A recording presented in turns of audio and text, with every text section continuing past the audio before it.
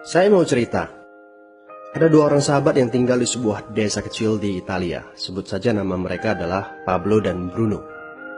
Mereka adalah anak muda yang memiliki impian yang tinggi.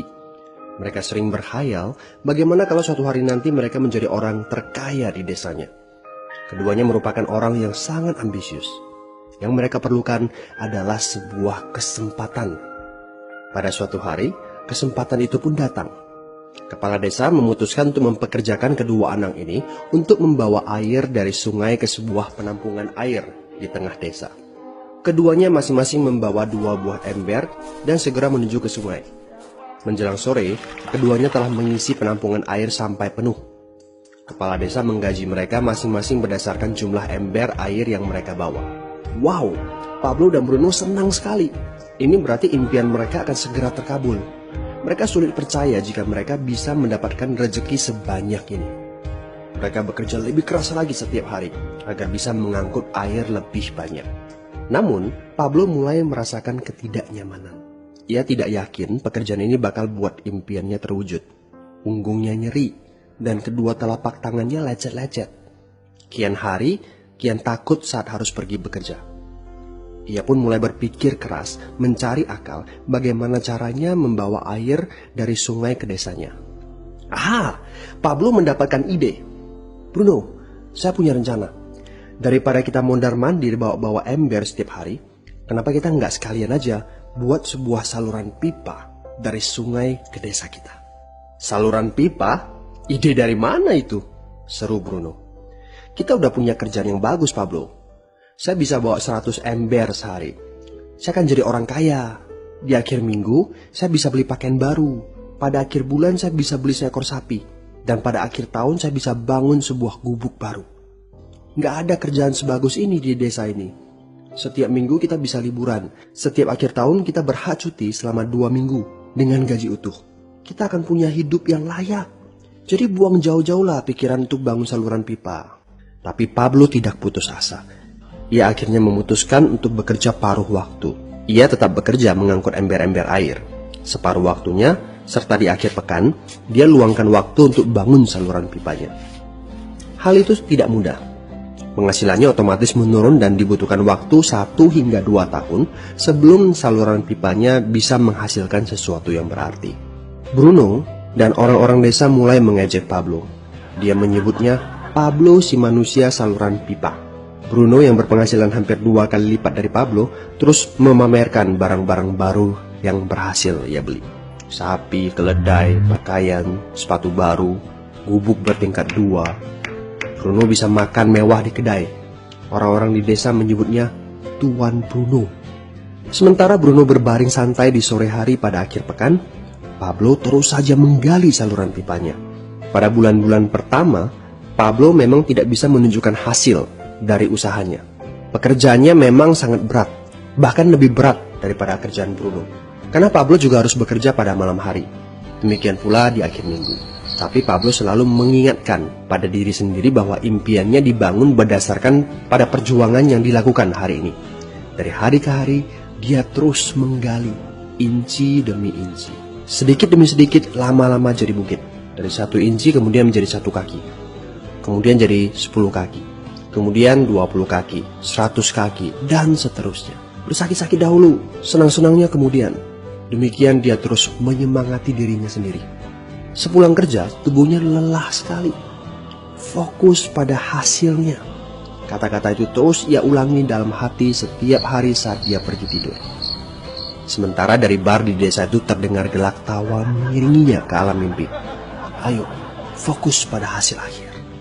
Hari berganti bulan. Saluran pipanya sudah setengah jadi. Saat beristirahat, Pablo melihat dari jauh sahabatnya Bruno yang terus saja mengangkut ember-ember. Bahu Bruno tampak semakin lama semakin membungkuk. Dia menyeringai kesakitan. Langkahnya semakin lamban akibat kerja keras setiap hari. Dia semakin jarang bersantai-santai di tempat tidur gantungnya. Dia lebih sering terlihat di bar, duduk dengan wajah letih dan murung. Saat pengunjung bar melihat Bruno, mereka saling berbisik. Hei, ini dia Bruno si manusia ember. Dia lebih suka duduk sendiri di sudut yang gelap ditemani botol-botol kosong di sekelilingnya. Akhirnya, Saat bahagia Pablo pun tiba. Saluran pipanya sudah rampung. Orang-orang desa berkumpul saat air mulai mengalir dari saluran pipanya menuju ke penampungan air di desa. Sekarang, desa ini sudah bisa mendapatkan pasokan air bersih secara tetap. Pablo tidak perlu lagi membawa ember. Artinya, airnya akan terus mengalir, baik dia sedang bekerja maupun tidak. Air itu mengalir saat dia makan, saat dia tidur. Air itu mengalir di akhir minggu ketika dia asyik bermain. Semakin banyak air yang mengalir ke desa itu, semakin banyak pula uang yang mengalir ke kantong Pablo. Apa moral dari cerita ini? Pertanyaan yang paling penting untuk kita renungkan adalah, siapakah Anda? Seorang pembawa ember atau seorang pembuat saluran pipa? Apakah Anda hanya mendapatkan penghasilan jika Anda datang ke tempat kerjaan, seperti Bruno pengangkut ember? Atau Anda termasuk orang yang bekerja hanya sekali saja, kemudian Anda dibayar terus-menerus, seperti Pablo pembuat saluran pipa? Jika Anda termasuk orang kebanyakan, itu berarti Anda bekerja dengan menggunakan pola pembawa ember. Anda membarterkan waktu untuk mendapatkan uang. Maksudnya, bekerja 1 jam dibayar per jam, bekerja 1 bulan dibayar per bulan, bekerja setahun dibayar per tahun. Masuk akal kan? Masalahnya, dengan sistem pembawa ember, masuknya uang akan berhenti saat kita berhenti bawa ember. Artinya pendapatan kita hanya sementara alias tidak langgeng. Kalau di suatu pagi Bruno bangun dan punggungnya terasa sakit, sehingga dia tidak bisa bangkit dari tempat tidurnya, berapa uang yang akan dia dapatkan hari itu? 0 besar. Fakta yang harus kita sadari adalah kita tidak bisa bekerja selamanya karena faktor usia dan kesehatan. Jika kita tidak sanggup membarterkan waktu kita, maka kita tidak akan mendapatkan uang. Pablo jauh hari sudah menyadari keterbatasan ini. Karena itulah dia langsung berpikir untuk menciptakan suatu sistem yang memungkinkan dia untuk terus mendapatkan bayaran baik dengan cara barter waktu ataupun tidak. Pikirkan ini. Bagaimana dengan Anda?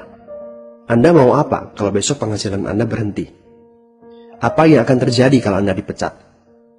Apa yang terjadi kalau kemudian Anda sakit atau cacat sehingga tidak bisa membawa ember lagi?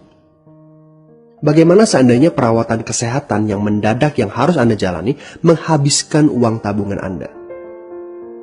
Apa yang terjadi bila uang tabungan Anda itu langsung menguap dalam semalam? Kalau penghasilan Anda berhenti besok, untuk berapa lama Anda bisa membayar hipotek Anda? Cicilan rumah, mobil Anda, ataupun untuk biaya sekolah anak-anak Anda? 1 tahun, 6 bulan, 3 bulan, atau 3 minggu? Jelas.